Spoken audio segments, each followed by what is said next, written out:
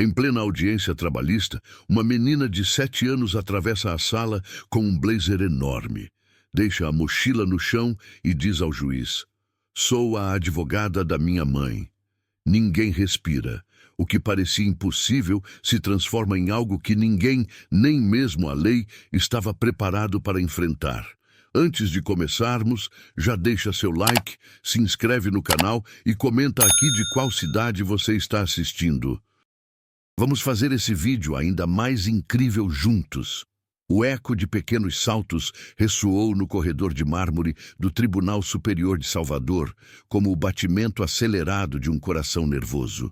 Era uma manhã de abril, e a luz dourada que se filtrava pelos janelões góticos iluminava uma menina de 8 anos, que caminhava com determinação em direção à sala de audiências número 3. Ela usava um blazer azul marinho que lhe ficava grande demais, emprestado por sua vizinha, Dona Maria, e uma pasta de papelão decorada com corações desenhados à mão. "Com sua licença, senhor, sou a advogada da minha mãe", anunciou com voz clara ao magistrado, que levantou os olhos de seus documentos com expressão de absoluto desconcerto. O silêncio que se seguiu foi tão profundo que se podia ouvir o zumbido das luzes fluorescentes. Os advogados se entreolharam. O secretário judicial parou sua transcrição e, na galeria do público, uma mulher de 35 anos, Ana Paula, sentiu que o mundo parava enquanto contemplava sua filha, Sofia, dirigindo-se ao estrado com a confiança de um veterano jurista. Tudo havia começado 3 meses atrás, quando Ana Paula foi demitida de seu trabalho como cozinheira no Colégio São Judas, uma instituição privada de elite no coração de Salvador. As acusações foram vagas: conduta inapropriada, descumprimento de protocolos, incompatibilidade com o ambiente escolar. Palavras vazias que escondiam uma verdade muito mais sinistra. O diretor do colégio, Dr. Carlos Alberto, havia desenvolvido um sistema perfeito de exploração trabalhista. Contratava funcionários da classe trabalhadora, principalmente mulheres imigrantes ou mães solteiras desesperadas, com contratos temporários que renovava a cada 6 meses. Durante esses períodos, exigia horas extras não pagas, as obrigava a realizar tarefas fora de sua competência e, quando alguma reclamava ou mostrava sinais de cansaço, simplesmente não renovava seu contrato. Ana Paula havia sido diferente. Depois de 2 anos trabalhando em silêncio, havia começado a fazer anotações das irregularidades: empregadas que trabalhavam turnos de 14 horas, cozinhas insalubres que violavam todas as normas sanitárias, crianças que adoeciam por comida estragada, que serviam para economizar custos. Quando finalmente se atreveu a falar, Carlos Alberto a demitiu no dia seguinte. Mas Ana Paula subestimou sua filha.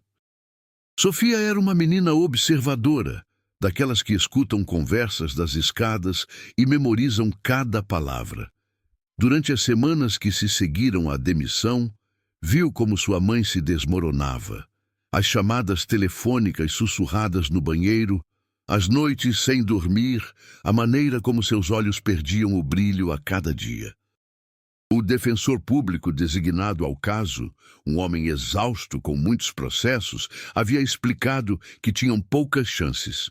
"É a palavra da senhora contra a deles, dona Ana Paula, e eles têm recursos que nós não temos." Foi então que Sofia tomou uma decisão que mudaria tudo.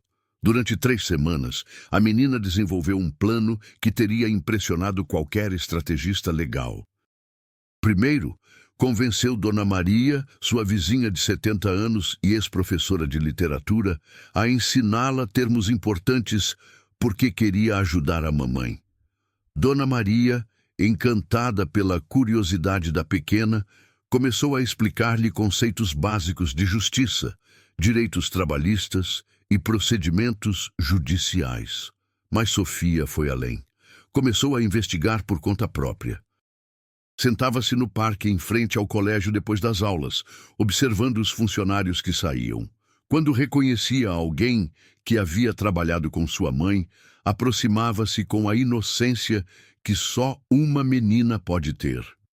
Com licença, a senhora conhece minha mãe? Ana Paula trabalhava na cozinha do colégio. Assim foi, como descobriu que Joana, uma auxiliar de limpeza, havia sido obrigada a mentir sobre as condições de trabalho de Ana Paula, que Pedro, o jardineiro, havia visto Carlos Alberto gritar com as empregadas, que Clara, outra cozinheira, havia adoecido por trabalhar com produtos vencidos, mas não se atrevia a denunciar por medo de perder seu emprego. Na noite anterior à audiência, Sofia disse à sua mãe: "Mamãe, amanhã vou com você ao tribunal." "Sofia, meu amor, isso não é lugar para crianças. Além disso, já sabemos que vamos perder." "Não vamos perder, mamãe. Eu tenho provas." Ana Paula olhou para sua filha com uma mistura de ternura e preocupação. Que provas poderia ter uma menina de 8 anos? Agora, de pé diante do magistrado, doutor Ricardo Almeida, um homem de 50 anos conhecido por sua rigidez, mas também por seu senso de justiça, Sofia abriu sua pasta decorada com corações e extraiu um maço de papéis cuidadosamente organizados.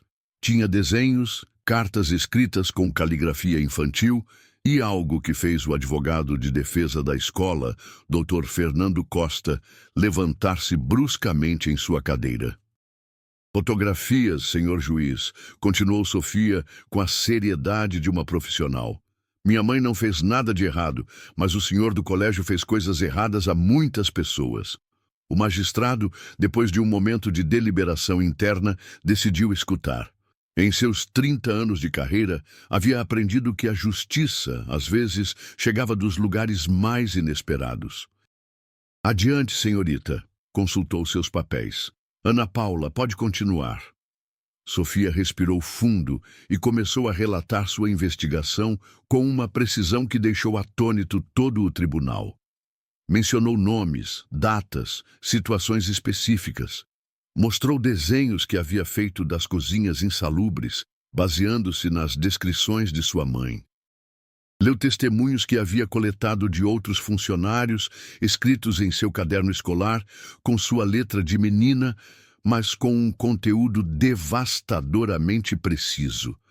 Mas a verdadeira bomba chegou quando extraiu um envelope amassado de sua pasta. "E também tenho isso", disse, entregando ao juiz uma gravação em um velho telefone celular. "É do senhor Carlos Alberto falando com outro senhor sobre como enganar as empregadas." O silêncio que se seguiu foi tão denso que parecia ter peso físico. Fernando Costa, o advogado de defesa do colégio, levantou-se bruscamente. "Protesto, excelência. Esta representação é irregular. Não pode permitir que uma menor..." "Sente-se, advogado", ordenou o magistrado com voz firme. "A menor está exercendo seu direito de ser ouvida como testemunha indireta e, pelo que vejo, tem informações relevantes para o caso."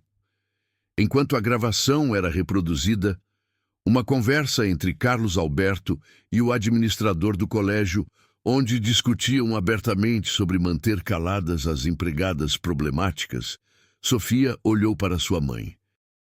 Ana Paula tinha lágrimas nos olhos, mas pela primeira vez em meses eram lágrimas de esperança. O magistrado solicitou um recesso de 2 horas para revisar toda a evidência apresentada pela menina. Durante esse tempo, algo extraordinário começou a acontecer nos corredores do tribunal. A história havia se espalhado. Um estudante de direito que esperava sua vez para um estágio havia gravado com seu telefone o momento em que Sofia entrou, declarando-se advogada de sua mãe. O vídeo, de apenas 30 segundos, começou a circular pelo WhatsApp entre estudantes. Depois, chegou a professores, jornalistas e, finalmente, às redes sociais. Quando o tribunal foi retomado, havia uma pequena multidão nos corredores. jornalistas locais, vizinhos do bairro de Ana Paula, mães de outros estudantes do colégio e até alguns funcionários atuais e ex-funcionários de São Judas, que, inspirados pelo valor de uma menina de 8 anos, haviam decidido se apresentar. Quando o magistrado retornou à sala, sua expressão havia mudado completamente. "Senhora Ana Paula", anunciou com solenidade. "Depois de revisar a evidência apresentada por sua representante, este tribunal ordena a imediata suspensão de sua demissão e a abertura de uma investigação exaustiva sobre as práticas trabalhistas do Colégio São Judas." O grito de alegria que surgiu da galeria do público foi tão espontâneo que o magistrado teve que bater seu martelo várias vezes para restaurar a ordem. Mas esta era apenas a primeira vitória. Fora do tribunal, Fernando Costa falava ao telefone com alguém em voz baixa e urgente. Carlos Alberto, o diretor do colégio, já havia recebido várias chamadas de pais preocupados e nas redes sociais a hashtag "A advogada de 8 anos" começava a se tornar viral. Sofia, alheia à tempestade midiática que havia desencadeado, agarrou a mão de sua mãe enquanto saíam do tribunal. "Eu fiz bem, mamãe." Ana Paula ajoelhou-se diante de sua filha, pegou seu rosto entre as mãos e disse: "Você fez perfeito, meu amor, mas isso está apenas começando." E ela tinha razão. O que nenhuma das duas sabia era que a pequena investigação de Sofia havia descoberto algo muito maior do que um simples caso de demissão injustificada. Havia exposto a ponta de um iceberg de corrupção que envolvia não apenas o Colégio São Judas, mas uma rede de instituições educacionais privadas que operavam sob o mesmo sistema de exploração. Naquela noite, enquanto Salvador se preparava para dormir, 3 coisas estavam acontecendo simultaneamente. Carlos Alberto realizava uma reunião de emergência com outros diretores de colégios privados. Um grupo de jornalistas investigava outros casos semelhantes, inspirados pela história de Sofia, e a menina, em seu pequeno quarto, escrevia em seu diário com sua caneta favorita: "Hoje ajudei a mamãe, amanhã vou ajudar mais mamães. Você já sentiu que uma única pessoa, não importa a sua idade, pode mudar o mundo? Conte-nos nos comentários de que cidade você está nos vendo e dê um like se você acredita que todos merecemos justiça, e não se esqueça de se inscrever, porque esta história está apenas começando." Parte 2. Os raios do sol matutino se filtravam pelas persianas do pequeno quarto de Sofia quando o som insistente do telefone a despertou. Eram 6h30 da manhã de sábado e sua mãe já estava levantada, falando em sussurros da cozinha. Sim, entendo. Não falamos com nenhum jornalista. Como assim está no jornal?" Sofia deslizou silenciosamente pelo corredor até a cozinha, onde encontrou sua mãe com o cabelo bagunçado e uma expressão de pânico no rosto. Sobre a mesa havia 3 jornais diferentes, e em todos aparecia sua fotografia saindo do tribunal no dia anterior. A advogada mais jovem do Brasil, titulava o Correio da Bahia. "Menina de 8 anos desvenda escândalo educacional", proclamava o Diário de Salvador. Mas o que mais impactou Ana Paula foi o título do À Tarde: "A pequena defensora que colocou o sistema em xeque." "Mamãe, o que está acontecendo?" perguntou Sofia, esfregando os olhos. Ana Paula desligou o telefone e ajoelhou-se diante de sua filha, pegando suas pequenas mãos entre as suas. "Meu amor, parece que o que você fez ontem foi muito importante. A cidade inteira está falando de você. Isso é ruim?" "Não, meu amor, mas significa que coisas que não esperávamos vão acontecer." Como se fosse uma premonição, a campainha da casa começou a tocar insistentemente, depois batidas na porta, vozes da rua gritando o nome de Sofia. Ana Paula se aproximou da janela e o que viu a deixou sem fôlego. Havia pelo menos 20 pessoas na calçada, alguns com câmeras, outros com cartazes, vários com flores e brinquedos para Sofia. Senhora Ana Paula, TV Bahia, poderíamos falar com a senhora?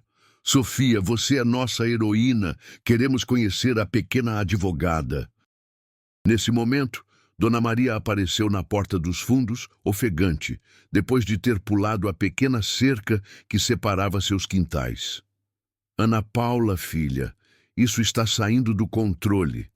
Você tem que sair daqui por algumas horas. Foi Dona Maria quem as levou pela porta dos fundos até seu próprio carro, evitando a multidão que havia se reunido na entrada principal. Enquanto dirigia pelas ruas de paralelepípedos do bairro do Pelourinho, Ana Paula recebia ligação após ligação.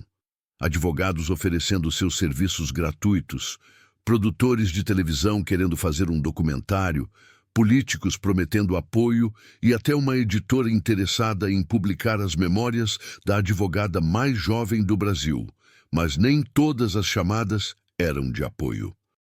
Senhora Ana Paula, havia dito uma voz grave e ameaçadora na noite anterior. Seria conveniente que a senhora e sua filha mantivessem um perfil discreto. Há pessoas importantes que não estão contentes com o escândalo que causaram.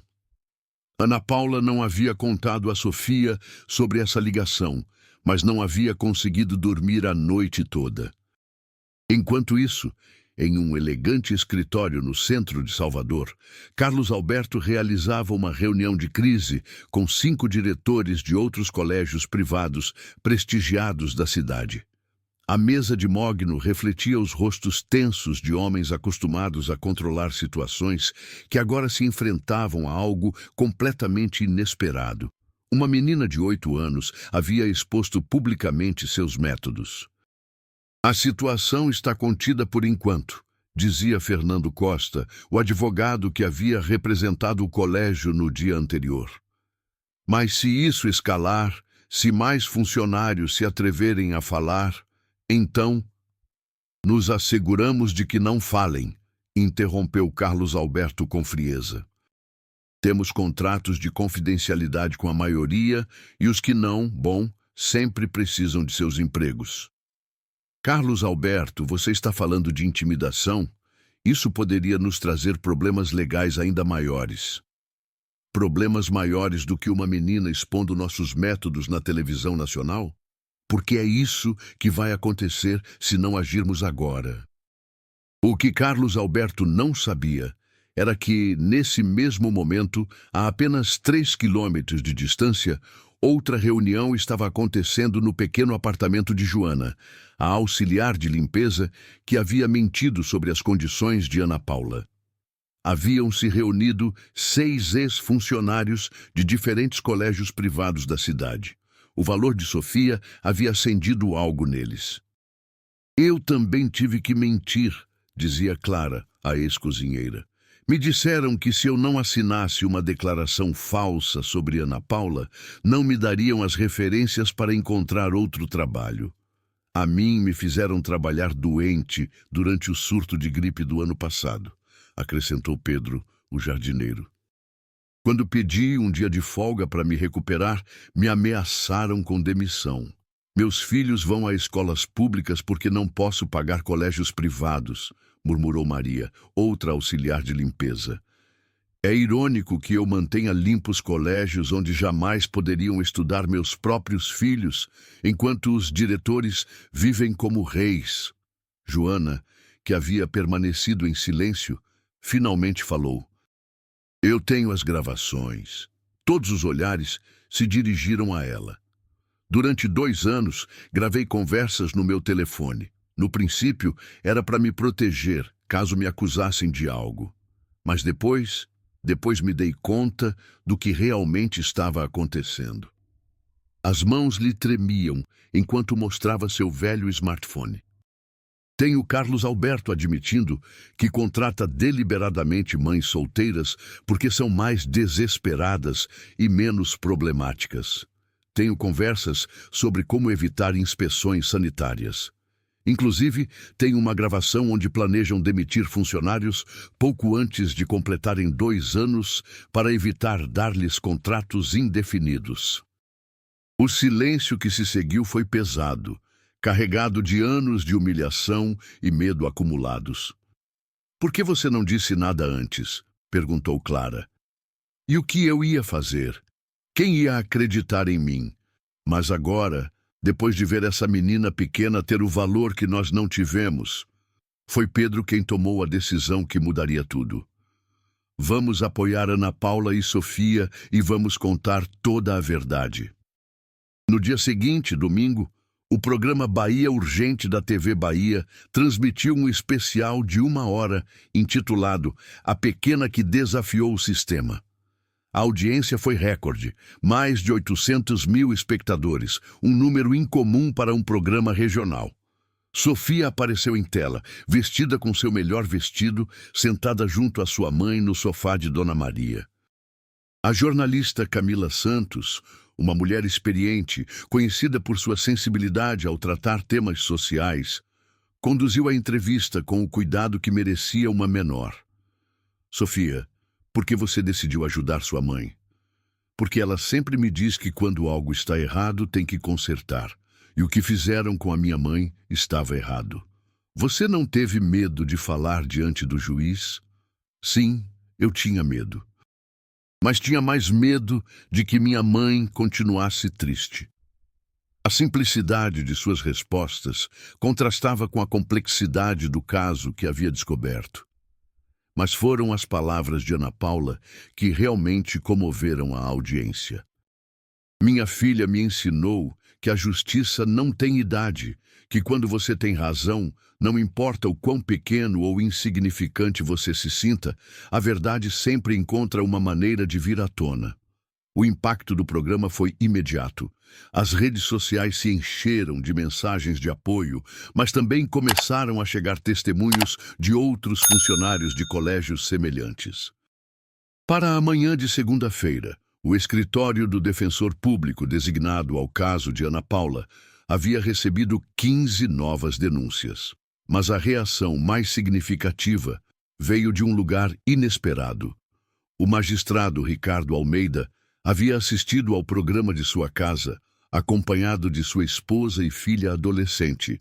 Ao finalizar, sua filha lhe havia dito: "Pai, essa menina fez mais pela justiça em um dia do que muitos advogados em toda a sua carreira." Essas palavras ressoaram na mente do magistrado durante toda a noite. No dia seguinte, tomou uma decisão que surpreendeu todo o sistema judicial da Bahia. Ordenou uma investigação massiva, não apenas contra o Colégio São Judas, mas contra todo o setor de educação privada de elite em Salvador. Este caso colocou em evidência possíveis irregularidades sistemáticas. Anunciou em uma coletiva de imprensa improvisada: "A justiça não pode fazer ouvidos moucos quando a voz da verdade vem dos lábios de uma menina." A notícia chegou a Carlos Alberto enquanto almoçava em seu clube privado, um lugar onde a elite soteropolitana se reunia para discutir negócios longe de ouvidos indiscretos. Seu telefone não parava de tocar. Pais de família exigindo explicações, advogados advertindo sobre possíveis processos, sócios comerciais expressando preocupação por seus investimentos. Mas a ligação que mais o preocupou foi a de Fernando Costa. "Carlos Alberto, preciso que você entenda a gravidade da situação. Não estamos falando apenas de uma demissão injustificada. Estamos falando de uma investigação que poderia expor uma década de irregularidades, e tudo porque você subestimou uma menina de 8 anos. Naquela tarde, Carlos Alberto tomou uma decisão desesperada. Convocou uma reunião de emergência do Conselho Administrativo do Colégio e propôs uma estratégia que marcaria o início da batalha mais feroz que Sofia e Ana Paula teriam que enfrentar. "Vamos contra-atacar", anunciou com um sorriso frio. "Se querem guerra midiática, a terão, mas nós temos recursos que elas nem sequer podem imaginar." O que Carlos Alberto não sabia era que Sofia, da janela de seu quarto, havia visto dois homens de terno parados na esquina de sua rua durante as últimas 2 horas, tirando fotografias de sua casa. O que não sabia era que Joana já havia entregado suas gravações ao magistrado Ricardo Almeida. E o que definitivamente não sabia era que a pequena advogada de 8 anos estava preparando seu próximo movimento. Naquela noite, enquanto Salvador dormia, Sofia escrevia em seu diário: "O senhor Mal do colégio está zangado, mamãe está preocupada, mas Dona Maria diz que quando você tem razão não pode parar. Amanhã vou ajudar mais mamães que estão tristes como a minha estava." Parte 3. A segunda-feira amanheceu cinzenta em Salvador, com nuvens espessas que pareciam pressagiar tempestade. Sofia acordou antes de sua mãe, como havia feito nas últimas semanas, e dirigiu-se silenciosamente à cozinha para preparar o café da manhã. Era uma responsabilidade que havia assumido por si mesma desde que viu Ana Paula chorar uma manhã, porque já não sabia como cuidar bem de sua filha. Enquanto untava geleia nas torradas, ouviu o som característico de jornais sendo jogados contra a porta. Correu para pegá-los, esperando ver mais notícias positivas sobre seu caso, mas o que encontrou a deixou gelada. "Mãe instrumentaliza menor para vingança pessoal", gritava o título do jornal econômico mais influente da Bahia. Abaixo, uma fotografia de Ana Paula saindo de um supermercado com uma expressão séria, acompanhada de um artigo que a descrevia como uma funcionária problemática com histórico de confrontos. Mas isso não era o pior. Na página seguinte havia uma entrevista com 3 ex-colegas de trabalho que descreviam Ana Paula como conflituosa, mentirosa e manipuladora. Sofia não reconhecia nenhum dos nomes, mas as acusações eram devastadoras. "Ana Paula sempre foi problemática", dizia um dos testemunhos anônimos.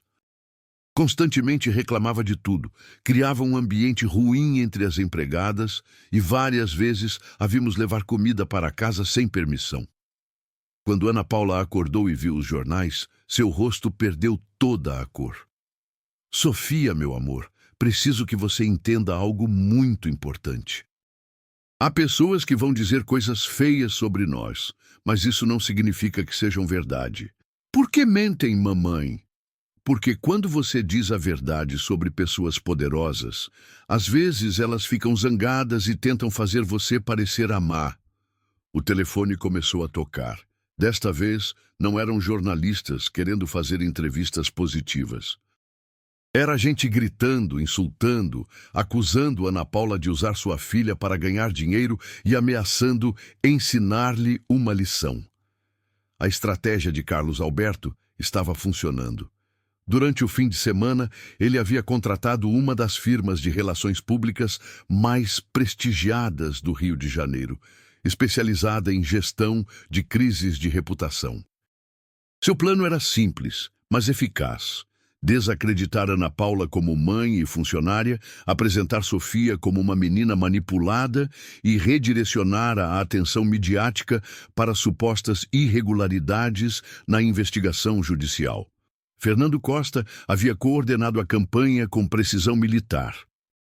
3 ex-funcionários do colégio, demitidos anos atrás por diversos motivos, mas que precisavam de dinheiro, haviam sido contatados e convencidos a dar testemunhos negativos sobre Ana Paula em troca de uma compensação econômica.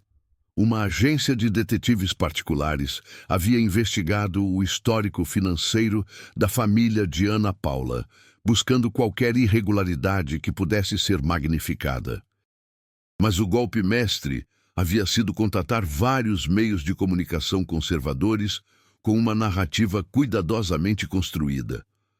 Ana Paula era uma mãe irresponsável que havia treinado sua filha para representar um papel em uma estratégia projetada para obter dinheiro fácil através de um processo trabalhista.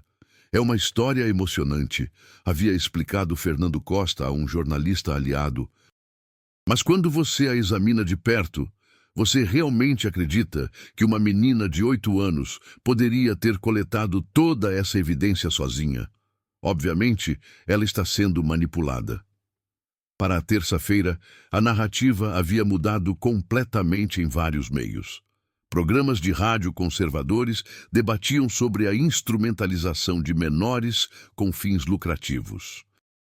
Colunistas de opinião escreviam artigos sobre pais que sacrificam a infância de seus filhos por dinheiro. Inclusive, apareceram especialistas em psicologia infantil advertindo sobre o dano psicológico que a exposição midiática poderia causar a Sofia. A pressão era imensa, mas foi quando chegou a primeira ameaça séria que Ana Paula compreendeu a verdadeira dimensão do que enfrentavam. Na quarta-feira de manhã, enquanto acompanhava Sofia à escola, 2 homens se aproximaram delas na rua. "Senhora Ana Paula", disse um deles, um indivíduo corpulento com terno barato. "Meu cliente gostaria de falar com a senhora." "Que cliente?" "Quem são vocês?" "Digamos que representamos interesses que seriam beneficiados se a senhora decidisse retirar sua ação e manter sua filha longe da mídia." "Não sei do que estão falando. Por favor, deixem-nos passar." O segundo homem, mais alto e com um sorriso desagradável, interveio em seu caminho. "Meu chefe é um homem generoso, senhora Ana Paula. Está disposto a oferecer-lhe uma compensação significativa para que esta situação desapareça discretamente. E se não aceitar? Bom, seria uma pena que algo acontecesse com sua linda menina. Acidentes acontecem, especialmente quando os pais não são suficientemente cuidadosos." Sofia, que havia permanecido em silêncio, agarrada à mão de sua mãe, levantou os olhos para o homem que as ameaçava. "Minha mãe não é má", disse com voz firme, "e vocês são os homens que estiveram vigiando nossa casa. Eu os vi da minha janela." A precisão da observação da menina surpreendeu os homens. O mais alto se abaixou até ficar na altura de Sofia. "Você é muito esperta, pequena, demais esperta para o seu próprio bem." Foi nesse momento que apareceu Dona Maria, caminhando em direção a elas com uma sacola de compras. "Ana Paula, o que está acontecendo aqui? Quem são esses senhores?" Os homens se entreolharam, avaliando a situação. A presença de uma testemunha não estava em seus planos. "Não acontece nada, vovó", disse o mais corpulento com sarcasmo. "Só tínhamos uma conversa amigável com a senhora Ana Paula." "Pois parece que já terminaram de conversar", respondeu Dona Maria com firmeza, posicionando-se entre os homens e a família. "Então, é melhor que se vão." Depois que os homens se afastaram, Ana Paula tremia visivelmente. "Dona Maria, isso está ficando perigoso. Não posso colocar Sofia em risco." "Ana Paula, filha, você acha que esses homens apareceram porque seu caso não é importante? Pelo contrário, apareceram porque seu caso é tão importante que alguém está disposto a pagar muito dinheiro para silenciá-la." Naquela tarde, Dona Maria fez algo que mudaria completamente o rumo dos acontecimentos. Ligou para seu sobrinho, Lucas, um jornalista investigativo que trabalhava para a Folha de São Paulo. "Lucas, preciso que você venha a Salvador imediatamente. Tem uma história que vai te interessar." Lucas Silva tinha 35 anos, uma reputação sólida em jornalismo investigativo e uma particular aversão a abusadores de poder. Quando sua tia lhe contou por telefone sobre as ameaças a Ana Paula e Sofia, ele pegou o primeiro voo de São Paulo. "Tia, isso vai muito além de um simples caso trabalhista", disse depois de ouvir toda a história. "Isso é uma rede de corrupção sistemática e alguém está muito assustado a ponto de recorrer a ameaças físicas." Lucas passou os 2 dias seguintes investigando discretamente. Usou seus contatos no sistema judicial, falou com funcionários atuais e ex-funcionários de vários colégios privados e começou a traçar conexões que nem mesmo Ana Paula havia imaginado. O que descobriu o deixou atônito. Carlos Alberto não era simplesmente o diretor de um colégio corrupto.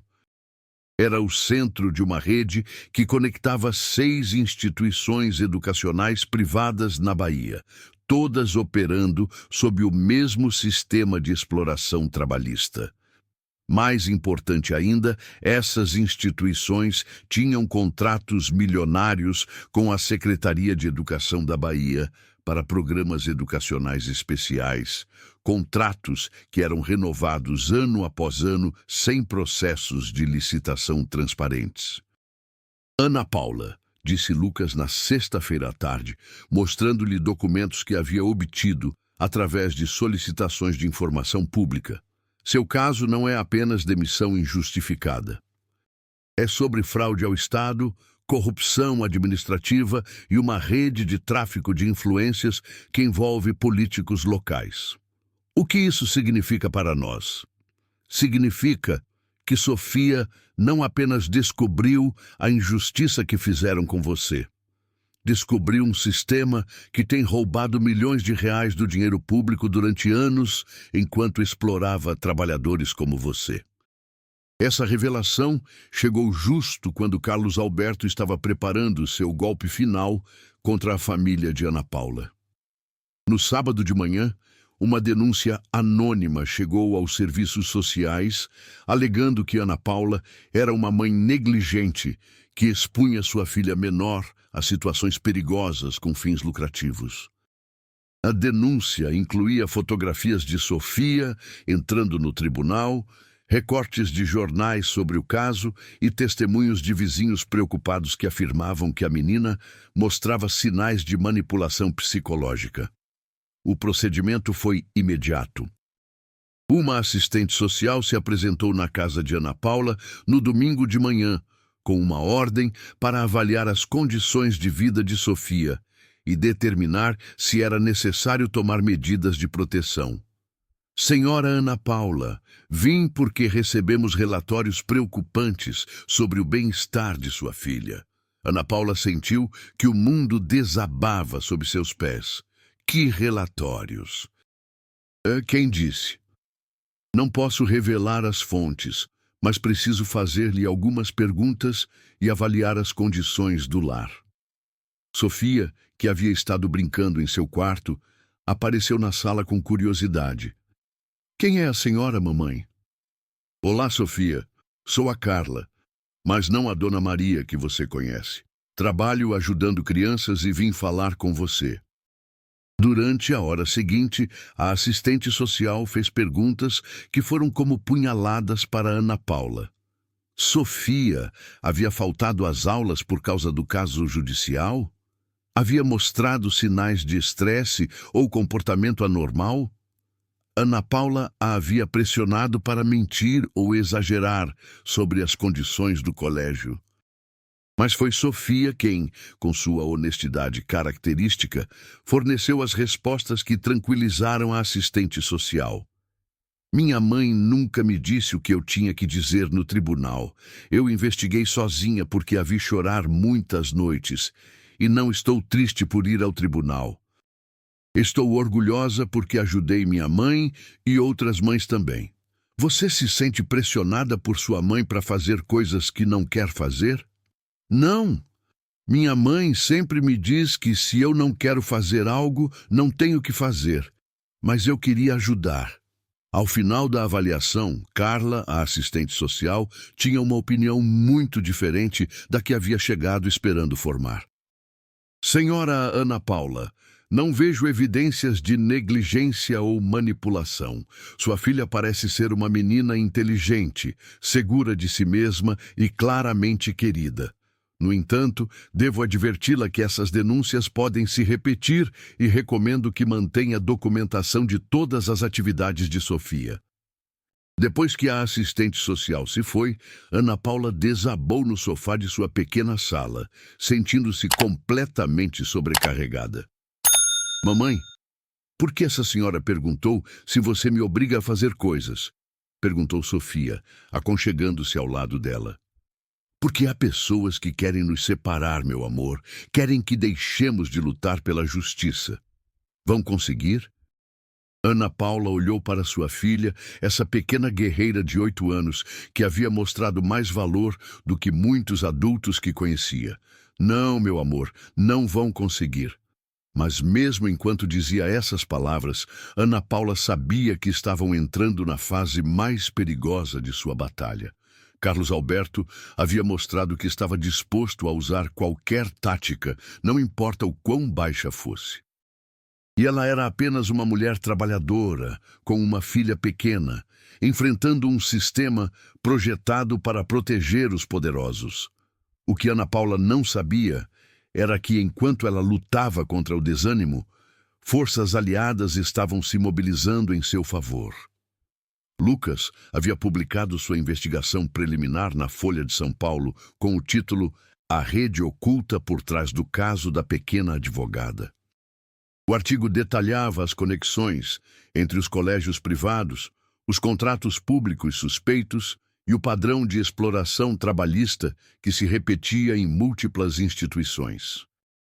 A Promotoria de Justiça da Bahia havia aberto uma investigação oficial baseada na reportagem de Lucas. E algo ainda mais importante, funcionários dos 6 colégios envolvidos na rede haviam começado a contatar advogados trabalhistas, inspirados pelo valor de Ana Paula e Sofia. Mas talvez o mais significativo era o que estava acontecendo nas ruas de Salvador. Uma mãe chamada Juliana, cuja filha havia estudado no Colégio São Judas, organizou uma reunião em sua casa no domingo à tarde. Convidou outras mães que haviam tido experiências semelhantes com colégios privados de elite. 20 mulheres apareceram, cada uma com sua própria história de trabalhadores maltratados, serviços superfaturados e um sistema educacional que parecia projetado mais para enriquecer os administradores do que para educar as crianças.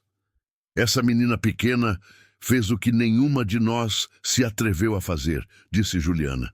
Enfrentou o sistema e agora é a nossa vez de apoiá-la.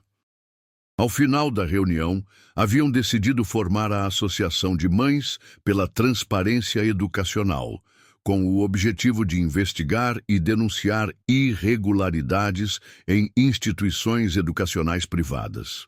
Enquanto isso, em seu escritório, Carlos Alberto recebia notícias cada vez mais preocupantes. 3 pais de família haviam retirado seus filhos do colégio. 2 funcionários haviam renunciado, citando diferenças irreconciliáveis com a direção. E o mais alarmante, havia recebido uma intimação da Promotoria de Justiça para depor como investigado. Fernando, isso está saindo do controle, disse ele ao seu advogado por telefone. Precisamos de uma solução final. Carlos Alberto, tentamos de tudo. Desacreditação midiática, ameaças indiretas, denúncia aos serviços sociais, nada funcionou. Essa família é mais resistente do que calculamos. Então precisamos ser mais criativos.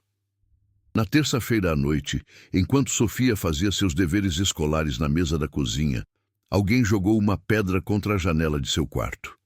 Anexada à pedra havia uma nota escrita à mão. Último aviso. Retire a ação ou as consequências serão permanentes.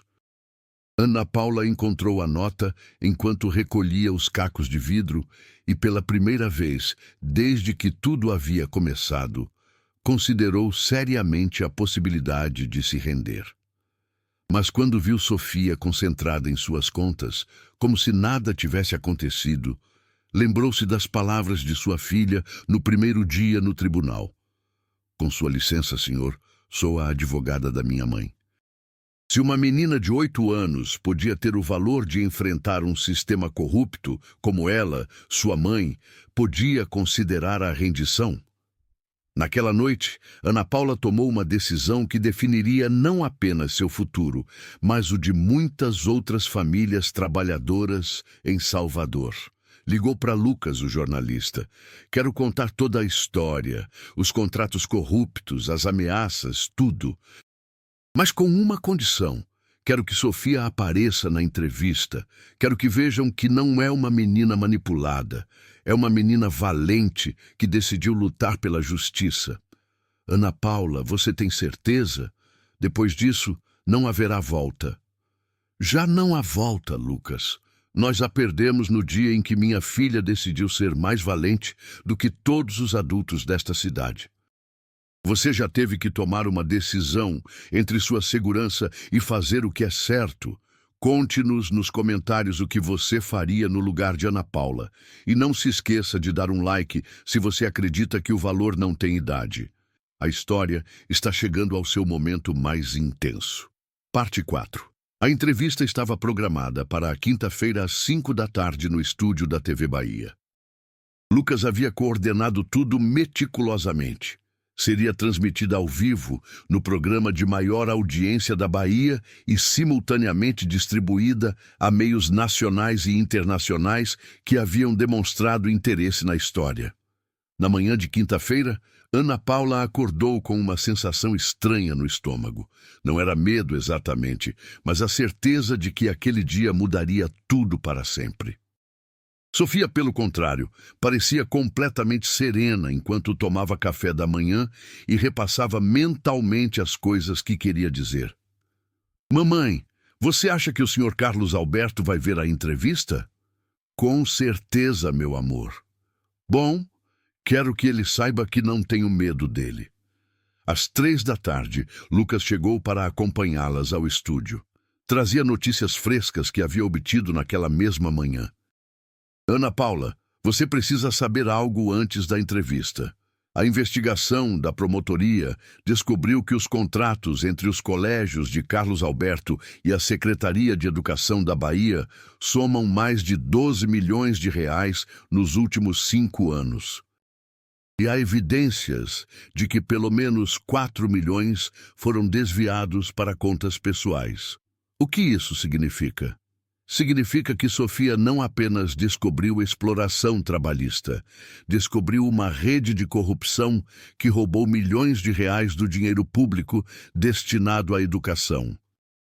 No estúdio de televisão, Camila Santos, a jornalista que conduziria a entrevista, reuniu-se brevemente com Ana Paula e Sofia antes de entrarem no ar. Sofia, você entende que muitas pessoas vão ver esta entrevista? Sim, senhora Camila. Espero que as outras mamães que estão tristes vejam que sim, é possível vencer as pessoas más. Você não tem medo? Um pouquinho. Mas minha mãe diz que ser valente não significa não ter medo. Significa fazer o que é certo, mesmo que você tenha medo. Às 5 em ponto, as luzes do estúdio se acenderam e começou a transmissão ao vivo. Boa tarde, Bahia. Sou Camila Santos e hoje temos conosco Ana Paula e sua filha Sofia, protagonistas de uma história que comoveu não apenas nossa comunidade, mas todo o país.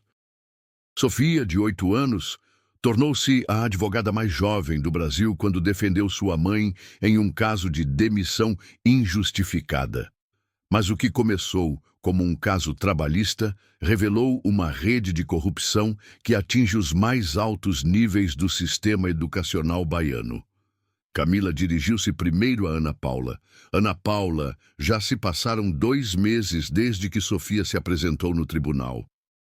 Como tem sido este tempo para vocês? Tem sido intenso, respondeu Ana Paula com honestidade. Pensei que havíamos sofrido o pior quando fui demitida injustamente. Mas o que veio depois, as ameaças, as tentativas de nos separar, a campanha para me fazer parecer uma mamãe, isso foi muito mais difícil do que perder o emprego. Sofia, você entende por que algumas pessoas disseram coisas ruins sobre você e sua mãe? Sofia refletiu um momento antes de responder com aquela seriedade que a caracterizava. Sim, acho que sim. Quando as crianças no colégio fazem algo errado e você as descobre, às vezes elas ficam zangadas com você, em vez de admitir que fizeram algo errado. Os adultos maus são iguais às crianças más, mas com mais dinheiro. A simplicidade da resposta arrancou um sorriso involuntário de Camila. Ana Paula, Recebemos documentos que mostram que o caso de sua demissão é apenas a ponta do iceberg. Pode nos explicar o que mais descobriram? Ana Paula respirou fundo antes de responder. Camila, quando Sofia começou sua investigação, pensei que se tratava apenas de limpar meu nome e recuperar meu trabalho. Mas o que descobrimos é que há uma rede de colégios privados que não apenas exploram seus funcionários, mas têm roubado milhões de reais do dinheiro público destinado à educação. Pode ser mais específica? Os contratos que esses colégios têm com a administração pública são inflacionados artificialmente. Cobram por serviços que não prestam, por funcionários que não existem, por materiais que nunca compram. E, enquanto isso, obrigam trabalhadores como eu a trabalhar em condições deploráveis por salários de miséria. Camila dirigiu-se então a Sofia. Sofia, quando você decidiu ajudar sua mãe, você sabia que ia descobrir algo tão grande? Não, senhora Camila. Eu só queria que minha mãe parasse de chorar à noite. Mas quando comecei a falar com outras pessoas, percebi que muitas mães estavam chorando pelas mesmas coisas. E isso não estava certo. O que você aprendeu com toda essa experiência? Sofia ficou pensativa por um momento e depois respondeu com uma maturidade que impressionou a todos no estúdio. Aprendi que os adultos, às vezes, têm medo de dizer a verdade porque pensam que são muito pequenos para mudar as coisas. Mas eu sou pequena de verdade e pude mudar coisas. Então, acho que ser pequeno não é uma desculpa. Nesse momento, Camila recebeu uma nota de seu produtor. Sua expressão mudou ligeiramente.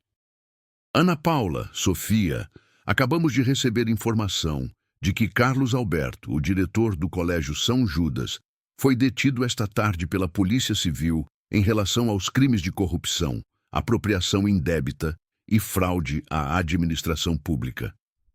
O silêncio no estúdio foi total por alguns segundos. Ana Paula pegou a mão de Sofia, que manteve a compostura com uma tranquilidade surpreendente. Como se sentem ao saber desta notícia? Perguntou Camila. Aliviadas, respondeu Ana Paula, mas também tristes por todas as famílias que foram prejudicadas durante anos enquanto este sistema funcionava em silêncio. E você, Sofia? Me sinto bem porque agora outras mamães não vão chorar como minha mãe chorava, mas também espero que o senhor Carlos Alberto aprenda a ser uma pessoa melhor. A entrevista continuou por mais 40 minutos, tempo durante o qual Ana Paula forneceu detalhes específicos sobre as irregularidades que havia presenciado. E Sofia demonstrou, repetidamente, que longe de ser uma menina manipulada, era uma pequena pessoa com uma compreensão notável da justiça e da moralidade. Mas o momento mais emocionante chegou quando Camila lhes perguntou sobre o futuro. Ana Paula, o que vão fazer agora? Vamos seguir em frente. Eu vou recuperar meu trabalho porque o tribunal já ordenou minha reintegração. Mas mais importante do que isso, vamos garantir que isso não aconteça novamente a outras famílias. Como?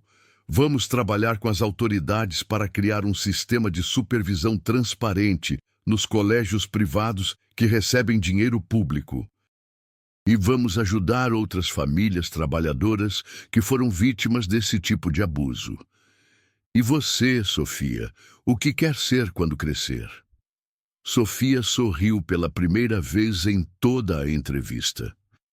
Antes eu queria ser médica, mas agora acho que quero ser diretora de escola. Mas uma diretora boa, que trate bem os funcionários e que use o dinheiro para ajudar as crianças a aprender, não para comprar coisas caras.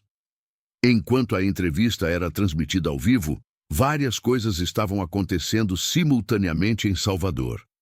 Em uma delegacia no centro da cidade, Carlos Alberto prestava depoimento à Polícia Civil.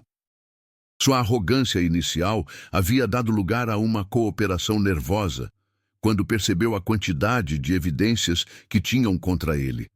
As gravações de Joana, Os documentos coletados por Lucas e os testemunhos de mais de 20 ex-funcionários haviam construído um caso sólido contra ele. No escritório do promotor anticorrupção, preparavam-se as acusações formais não apenas contra Carlos Alberto, mas contra 5 diretores mais e 3 funcionários da administração pública que haviam facilitado os contratos fraudulentos. Nos lares de dezenas de famílias trabalhadoras, mulheres como Ana Paula viam a entrevista com lágrimas nos olhos, sentindo-se pela primeira vez em anos validadas e esperançosas. Mas talvez a reação mais significativa ocorreu nos gabinetes oficiais da Secretaria de Educação da Bahia. O secretário de Educação convocou uma reunião de emergência para aquela mesma noite, onde seria tomada a decisão de implementar imediatamente um novo sistema de supervisão e transparência para todos os centros educacionais privados que recebessem fundos públicos. Quando a entrevista terminou, Ana Paula e Sofia foram recebidas no estúdio por um grupo de jornalistas, advogados e representantes de organizações sociais que queriam oferecer-lhes apoio. Mas foi uma mulher mais velha, elegantemente vestida, quem mais as surpreendeu. Senhora Ana Paula, sou Patrícia Lima, presidente da Associação Baiana de Mulheres Empreendedoras. Queremos oferecer-lhe um trabalho como coordenadora do nosso novo programa de apoio a trabalhadoras vítimas de abuso trabalhista. Sua experiência, seu valor e seu conhecimento de primeira mão sobre esses problemas a tornam a pessoa ideal para ajudar outras mulheres em situações semelhantes. O salário é o triplo do que a senhora ganhava no colégio e teria a autonomia completa para desenvolver o programa.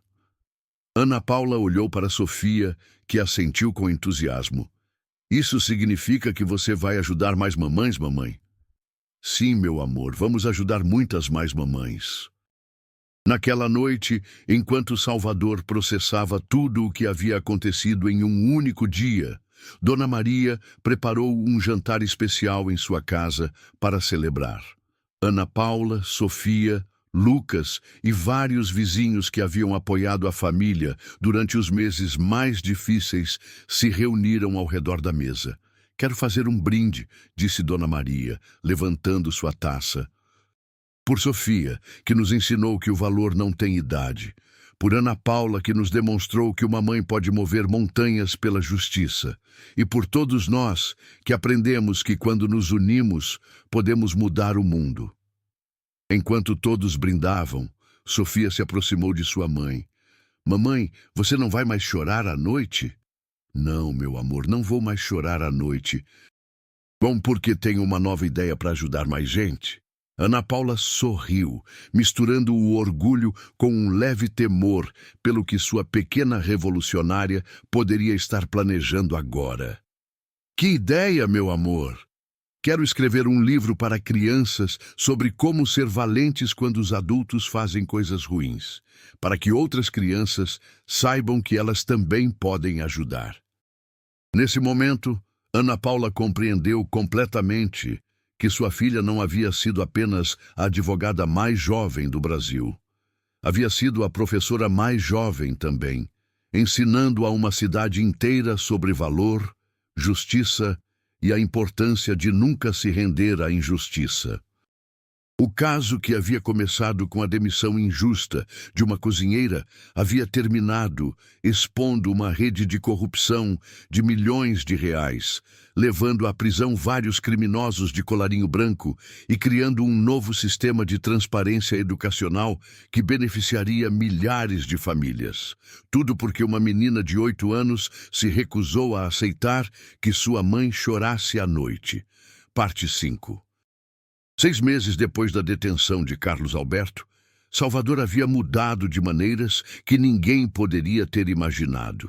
O caso da pequena advogada havia gerado ondas que se estendiam muito além dos tribunais e das salas de aula, transformando a maneira como a cidade entendia a justiça, o valor e o poder da voz individual. Ana Paula começou seu novo trabalho como coordenadora do programa de apoio a trabalhadoras vítimas de abuso trabalhista em uma segunda-feira de outubro. Seu escritório estava localizado em um edifício histórico do centro de Salvador, com janelas que davam para a Baía de Todos os Santos e uma vista que cada manhã lhe lembrava o quão longe havia chegado desde aqueles dias de desesperança. Em seu primeiro dia, encontrou sobre sua mesa 15 processos de mulheres que haviam solicitado ajuda depois de ver sua história na televisão. Casos de exploração trabalhista, demissões injustificadas, assédio no trabalho e situações que ressoavam dolorosamente com sua própria experiência. "Bom dia, sou Renata Costa", apresentou-se uma mulher jovem com olhos nervosos. "Vi sua entrevista na televisão e, preciso de ajuda." Renata trabalhava como garçonete em um restaurante de luxo onde lhe exigiam turnos de 14 horas, pagavam menos do salário mínimo e a haviam ameaçado com demissão se reclamasse. Sua história era tão familiar que Ana Paula sentiu um déjà-vu. "Renata, você tem alguma prova dessas irregularidades?" "Tenho fotos dos horários, algumas mensagens de WhatsApp do chefe e..." Hesitou um momento. "Tenho medo." "Eu também tinha medo", respondeu Ana Paula com honestidade. "Mas minha filha me ensinou algo importante. O medo é natural, mas não pode ser mais forte do que a necessidade de justiça." Durante os meses seguintes, Ana Paula ajudou mais de 50 mulheres a apresentar denúncias trabalhistas. Seu enfoque era integral. Não apenas fornecia apoio legal, mas também acompanhamento psicológico e, quando necessário, ajuda para encontrar novos empregos em empresas que haviam sido verificadas por seu programa. Mas a verdadeira mudança sistêmica estava ocorrendo em outro nível. A investigação judicial havia revelado que a rede de corrupção educacional se estendia a 12 colégios privados em toda a Bahia. Os fundos desviados somavam mais de 20 milhões de reais, dinheiro que havia sido roubado de programas destinados a melhorar a educação pública. As detenções continuaram durante meses. Diretores, administradores, funcionários públicos e intermediários que haviam facilitado o esquema. Carlos Alberto foi condenado a 8 anos de prisão e a devolução completa dos fundos apropriados. Em sua declaração final diante do tribunal, havia dito algo que ressoou em toda a imprensa. "Subestimei o poder da honestidade de uma menina. Esse foi meu erro mais grave. Mas talvez a mudança mais significativa foi a implementação do Protocolo Sofia, um novo sistema de supervisão e transparência para todas as instituições educacionais que recebiam fundos públicos na Bahia.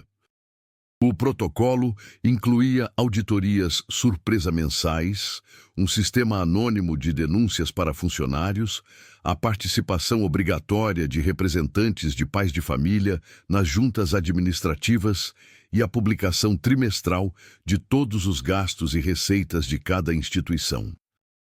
Queremos assegurar que nunca mais uma trabalhadora tenha que depender do valor de sua filha pequena para obter justiça, havia declarado o secretário de Educação durante a apresentação oficial do protocolo. Para Sofia, essas mudanças sistêmicas eram importantes, mas sua atenção estava focada em algo mais pessoal, seu livro. Com a ajuda de uma editora local especializada em literatura infantil, Sofia havia começado a escrever O Valor da Pequena Verdade, um livro ilustrado dirigido a crianças de sua idade sobre como reconhecer as injustiças e encontrar maneiras apropriadas de ajudar.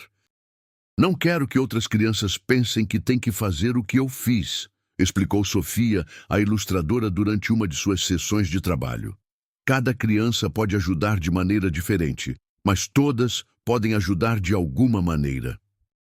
O livro incluía histórias de crianças que ajudavam suas famílias de distintas formas, reportando bullying na escola, ajudando vizinhos idosos, cuidando do meio ambiente ou simplesmente sendo honestos quando viam algo que estava errado. Em um sábado de manhã, enquanto Sofia trabalhava nas ilustrações finais de seu livro, recebeu uma visita inesperada. Joana, a ex-funcionária cujas gravações haviam sido cruciais para o caso, apareceu em sua casa com sua filha de 10 anos. Sofia, queria que você conhecesse minha filha, Laura. Ela também quer ajudar outras pessoas e pensei que vocês poderiam ser amigas. Laura era uma menina tímida, mas determinada, que havia começado um projeto em sua escola para recolher material escolar para crianças de famílias com dificuldades econômicas. Minha mãe me contou que você ajudou muitas mamães, disse Laura a Sofia. Eu quero ajudar também, mas não sei como falar nos tribunais. Não tem que falar em tribunais, respondeu Sofia com um sorriso. Há muitas maneiras de ajudar. O importante é que quando você vir algo que está errado, não fique calada. Naquela tarde, as duas meninas sentaram-se no quintal de Dona Maria, planejando formas em que as crianças de sua idade poderiam identificar e relatar situações injustas em suas escolas e comunidades. Poderíamos fazer uma espécie de clube, sugeriu Laura. Sim, o Clube dos Pequenos Defensores, respondeu Sofia entusiasmada. O que começou como uma conversa entre duas meninas se transformou nas semanas seguintes em algo muito maior. Outras crianças do bairro se interessaram no projeto, depois crianças de outras escolas e, finalmente, pais de família que queriam apoiar a iniciativa. Para dezembro, o Clube dos Pequenos Defensores tinha mais de 100 membros em toda a Bahia, coordenados por uma rede de pais voluntários e supervisionados por psicólogos infantis que se asseguravam de que as atividades fossem apropriadas para a idade. As crianças do clube organizaram campanhas de conscientização sobre bullying, programas de ajuda para colegas com dificuldades acadêmicas e projetos comunitários para ajudar famílias necessitadas. Mas o mais importante era que haviam criado um espaço onde as crianças se sentiam empoderadas para falar quando algo não estava bem. Um dia, um menino de 9 anos do clube relatou que sua professora estava batendo nos estudantes. Outro menino de 10 anos denunciou que o diretor de sua escola estava pedindo dinheiro extra aos pais para serviços que deveriam ser gratuitos. Uma menina de 8 anos alertou sobre um adulto que se comportava de maneira inapropriada no parque perto de sua casa. Em cada caso, os adultos responsáveis pelo clube se asseguraram de que as denúncias fossem manejadas apropriadamente pelas autoridades correspondentes, mantendo sempre a segurança e o bem-estar das crianças como prioridade máxima. O que Sofia criou vai além de um caso judicial, comentou o magistrado Ricardo Almeida em uma entrevista com um jornal nacional. Criou uma cultura onde as crianças entendem que têm voz e que essa voz importa. É uma lição de civismo que muitos adultos deveríamos aprender. Para Ana Paula, ver o impacto que sua filha havia tido na comunidade era simultaneamente motivo de orgulho imenso e de preocupação maternal. Às vezes me pergunto se ela não cresceu muito rápido, confessou a Dona Maria uma tarde enquanto tomavam café. Ana Paula, filha, todas as crianças crescem, mas nem todas crescem para a bondade como Sofia fez. Isso é um presente. Não te preocupa que toda essa atenção a afete negativamente? Você a viu ultimamente? Continua sendo uma menina normal. Brinca, ri, faz birras quando não quer fazer a tarefa, mas além disso sabe que pode fazer a diferença no mundo. Isso não é um fardo, Ana Paula. Isso é um superpoder. E ela tinha razão. Sofia havia mantido sua essência infantil intacta. Continuava colecionando figurinhas, adorava os filmes da Disney e se emocionava com as mesmas coisas que qualquer menina de sua idade. mas havia adicionado à sua personalidade uma dimensão de responsabilidade social que a tornava única. Em uma terça-feira à tarde, enquanto Ana Paula trabalhava em seu escritório, recebeu uma ligação que a surpreendeu completamente. Senhora Ana Paula, sou Fernanda Costa, do gabinete do governador da Bahia. O governador gostaria de se reunir com a senhora e sua filha para entregar-lhes um reconhecimento oficial por sua contribuição à transparência educacional em nossa comunidade. Um reconhecimento oficial? Sim, senhora. Vão receber a Medalha do Mérito Cidadão da Bahia. É o reconhecimento mais alto que o Estado concede a cidadãos que fizeram contribuições excepcionais ao bem-estar social. Quando Ana Paula contou a Sofia sobre o reconhecimento, a reação de sua filha foi tipicamente prática. Tenho que fazer um discurso? Provavelmente terá que dizer algumas palavras. Está bem, já sei o que vou dizer. O que você vai dizer? Que isso não é só por nós, é por todas as mamães que trabalharam duro e não foram tratadas bem. E que as crianças também podem ajudar a tornar o mundo mais justo. A cerimônia foi realizada em uma sexta-feira de manhã no Palácio de Ondina, sede do governo da Bahia. O grande salão estava cheio de funcionários, jornalistas, representantes de organizações sociais e muitas das famílias que haviam sido ajudadas pelo trabalho de Ana Paula e inspiradas pelo exemplo de Sofia. Quando chegou o momento de receber as medalhas, Ana Paula e Sofia subiram ao estrado de mãos dadas. O governador, um homem de meia idade com expressão séria, mas amável, colocou as medalhas enquanto explicava a importância de sua contribuição. Essas medalhas reconhecem não apenas o valor pessoal de Ana Paula e Sofia Silva, mas também o impacto transformador que tiveram em nossa comunidade. Demonstraram que a justiça não depende do poder econômico ou político, mas da determinação de pessoas comuns que se recusam a aceitar a injustiça. Quando chegou a sua vez de falar, Sofia se aproximou do microfone com a confiança que havia desenvolvido durante meses de experiência falando em público. Senhor governador, senhoras e senhores, muito obrigada por esta medalha. Mas quero que saibam que eu não fiz nada de especial. Só fiz o que qualquer menina faria se visse sua mãe chorar à noite. Uma pequena risada percorreu o auditório diante da honestidade da menina. O que eu quero dizer é que aprendi algo muito importante durante esses meses. Os adultos às vezes pensam que os problemas são grandes demais para serem resolvidos. Mas nenhum problema é grande demais se muitas pessoas trabalham juntas para resolvê-lo. Fez uma pausa, olhando para o público onde viu Dona Maria, Lucas, o jornalista, Joana, Laura e outras crianças do Clube dos Pequenos Defensores e dezenas de mulheres que haviam sido ajudadas pelo programa de sua mãe. Também quero dizer que este não é o fim do nosso trabalho.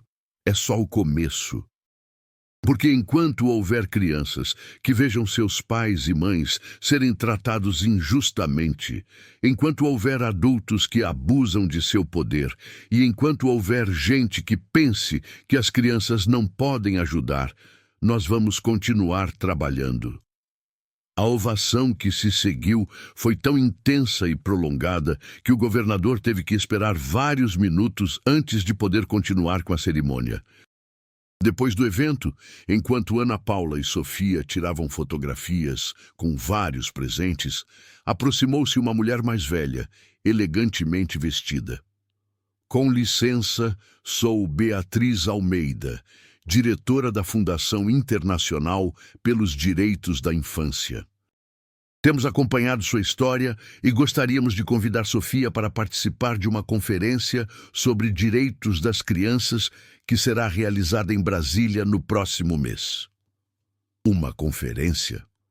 Sim, queremos que ela conte sua experiência a delegados de outros países, Acreditamos que sua história pode inspirar mudanças semelhantes em outros lugares.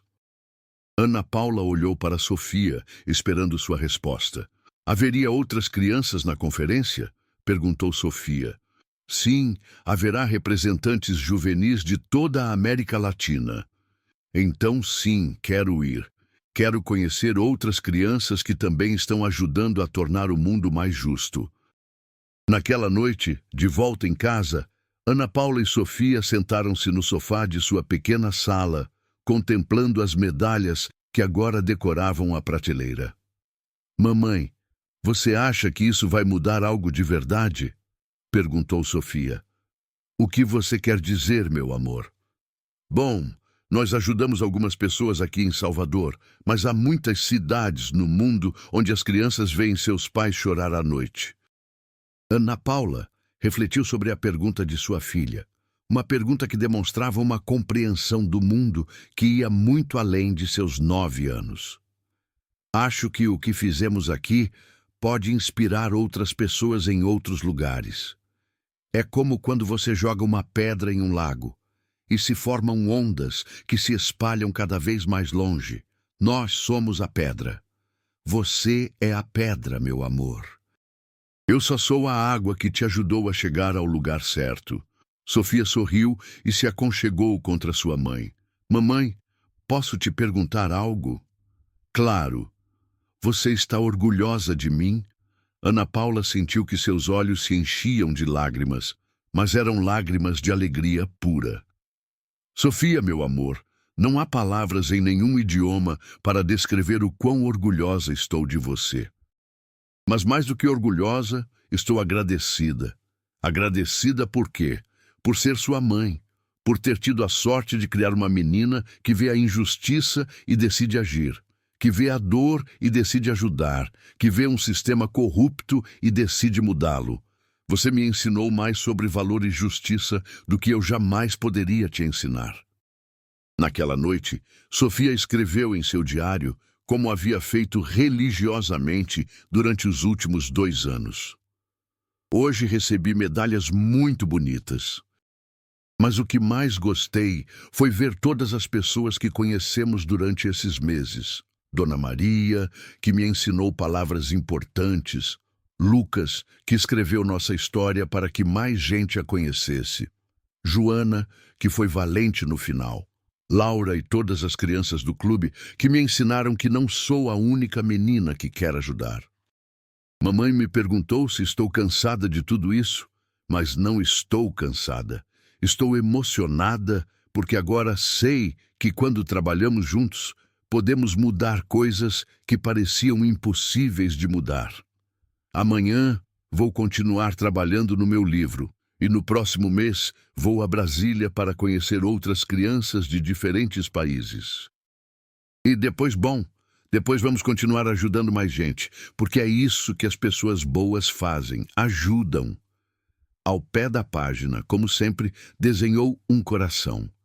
Mas desta vez, não estava sozinho.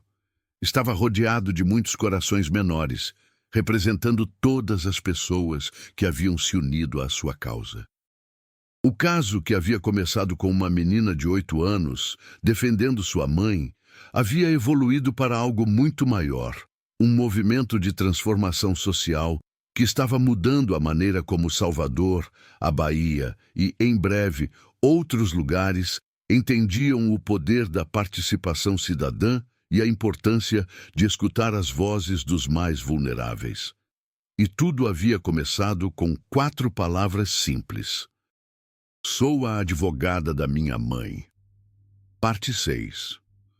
2 anos depois daquele dia que mudou tudo, Salvador havia se tornado um modelo de transparência educacional e participação cidadã. O protocolo Sofia havia sido adotado por outras cidades brasileiras e delegações de países da América Latina visitavam regularmente a cidade para estudar sua implementação. Sofia, agora com 10 anos, havia apresentado sua história em conferências em Brasília, Rio de Janeiro, São Paulo e Belo Horizonte. Seu livro, O Valor da Pequena Verdade, Havia sido traduzido para 6 idiomas e usado em programas educacionais sobre direitos civis em escolas de todo o Brasil. Mas para ela, a mudança mais significativa não era sua fama crescente, mas algo muito mais pessoal.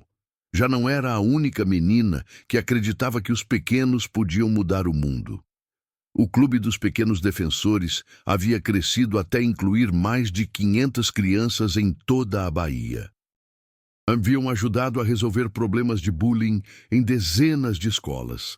Haviam participado de programas de ajuda comunitária e haviam desenvolvido um sistema de alertas infantis que permitia às crianças relatar de maneira segura situações injustas ou perigosas.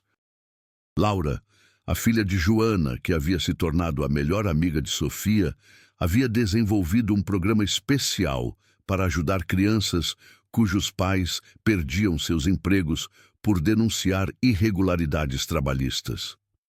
O programa incluía apoio emocional, ajuda com tarefas escolares e atividades recreativas para manter as crianças ativas enquanto suas famílias resolviam suas situações. Os adultos, às vezes, se esquecem de que quando os pais têm problemas, as crianças também sofrem, explicava Laura em uma apresentação que fez em sua escola. Nós podemos ajudar outras crianças a não se sentirem sozinhas durante os momentos difíceis. Ana Paula havia sido promovida a diretora regional do programa de apoio a trabalhadoras vítimas de abuso trabalhista, coordenando agora esforços em toda a Bahia. Seu escritório havia ajudado mais de 1.000 mulheres a resolver situações de exploração trabalhista e havia colaborado com autoridades judiciais na investigação de mais de 50 casos de fraude empresarial. Mas o projeto que mais a emocionava era o novo programa que havia desenvolvido com o apoio da Secretaria de Educação da Bahia. Mães Mentoras, um sistema onde mulheres que haviam superado situações de abuso trabalhista se convertiam em conselheiras para outras mulheres que enfrentavam problemas semelhantes. É incrível ver como uma mulher, que há 6 meses estava desesperada e assustada, agora está ajudando outra mulher a encontrar sua força, contou Ana Paula a Sofia durante uma de suas jantares familiares. É como as ondas no lago que você me explicou há tempos, respondeu Sofia. Cada pessoa que ajudamos se torna alguém que pode ajudar a outros. A transformação mais visível, no entanto, havia ocorrido no sistema educacional. Os 12 colégios que haviam sido parte da rede de corrupção haviam sido intervencionados e reformados completamente. Novas administrações, novos sistemas de transparência e novos protocolos para o tratamento de funcionários haviam transformado instituições que antes exploravam trabalhadores em modelos de boas práticas trabalhistas. Carlos Alberto cumpria sua pena em uma prisão de Salvador. Durante seu 2º ano de encarceramento, havia solicitado uma reunião com Ana Paula. Inicialmente, ela havia recusado a solicitação, mas depois de muita reflexão e conversas com Sofia, havia decidido aceitar. A reunião foi realizada em uma sala supervisionada da prisão, um espaço frio e impessoal que contrastava dramaticamente com o elegante escritório, de onde Carlos Alberto havia gerenciado sua rede de corrupção. Senhora Ana Paula, queria pedir-lhe perdão, havia dito Carlos Alberto, um homem visivelmente envelhecido e quebrado, e queria agradecer-lhe. Agradecer-me por quê? Por ter tido o valor de parar o que eu havia criado. Eu fazia tantas coisas erradas que já não podia parar por mim mesmo. Sua filha me obrigou a enfrentar o que eu havia me tornado. Ana Paula havia escutado em silêncio, processando a sinceridade aparente nas palavras do homem que havia tentado destruir sua vida. Senhor Carlos Alberto, não preciso de seu agradecimento, mas preciso saber que compreende o dano que causou a tantas famílias. Eu compreendo. E tenho usado meu tempo aqui para escrever tudo o que sei sobre redes semelhantes em outras partes do Brasil. Espero que esta informação possa ajudar a evitar que outros façam o que eu fiz. Quando Ana Paula contou a Sofia sobre a reunião, sua filha havia refletido profundamente antes de responder. Você acha que ele realmente está arrependido, mamãe? Não sei, meu amor, mas acho que ele está tentando fazer algo bom pela primeira vez em muitos anos. Então espero que ele consiga, porque também é melhor para o mundo se as pessoas más se tornam pessoas boas. Essa perspectiva, essa capacidade de ver a humanidade, mesmo naqueles que haviam causado dano, era uma das qualidades que mais impressionava a todos que conheciam Sofia. Em março daquele ano, Sofia recebeu um convite que a emocionou mais do que qualquer reconhecimento oficial. A Universidade Federal da Bahia a havia convidado a dar uma palestra magistral na Faculdade de Direito, como parte de seu programa anual sobre novas perspectivas em justiça social. O auditório principal da faculdade estava completamente cheio. Estudantes de direito, professores universitários, advogados em exercício, magistrados e ativistas sociais haviam se reunido para escutar a menina de 10 anos que havia transformado o conceito de participação cidadã na Bahia. Sofia subiu ao pódio, vestida com seu melhor vestido azul marinho, a mesma cor do blazer que havia usado naquele primeiro dia no tribunal. Sua presença era serena, mas poderosa. A presença de alguém que havia aprendido a falar com autoridade moral, sem perder sua humildade natural. Bom dia, meu nome é Sofia Silva, e há 2 anos me apresentei em um tribunal dizendo que era a advogada da minha mãe. Hoje quero falar sobre o que aprendi desde então, sobre a justiça, o valor e a responsabilidade que todos temos de cuidar uns dos outros. Durante os 45 minutos seguintes, Sofia desenvolveu ideias que assombraram por sua profundidade e maturidade. Falou sobre como a justiça não era apenas responsabilidade de advogados e juízes, mas de cada cidadão que se recusava a permanecer calado diante da injustiça. Explicou como sua experiência a havia ensinado que o sistema legal funcionava melhor quando as pessoas comuns se atreviam a participar dele. Muitos adultos me perguntam se eu não tive medo quando decidi ajudar minha mãe. Claro que tive medo. Mas aprendi que o valor não é a ausência de medo. O valor é decidir que há algo mais importante do que o medo. Também falou sobre a importância de criar sistemas que permitissem que as vozes mais vulneráveis fossem ouvidas. Durante muito tempo, as pessoas como minha mãe, trabalhadoras sem conexões poderosas, sem dinheiro para advogados caros, não tinham como lutar contra os abusos. Nós mudamos isso, mas não podemos ser as únicas. Cada comunidade precisa criar maneiras para que as pessoas mais fracas possam se defender. Mas a parte de seu discurso que mais impactou o auditório foi quando falou sobre o futuro. Eu não vou ser criança para sempre. Dentro de alguns anos, serei uma adulta. E espero que para então, vocês, os futuros advogados, tenham criado um sistema de justiça onde nenhuma criança tenha que fazer o que eu fiz. Onde nenhuma mãe tenha que depender do valor de sua filha pequena para obter justiça. Onde o sistema funcione tão bem que proteja a todos, especialmente os que mais precisam. A ovação que se seguiu durou vários minutos.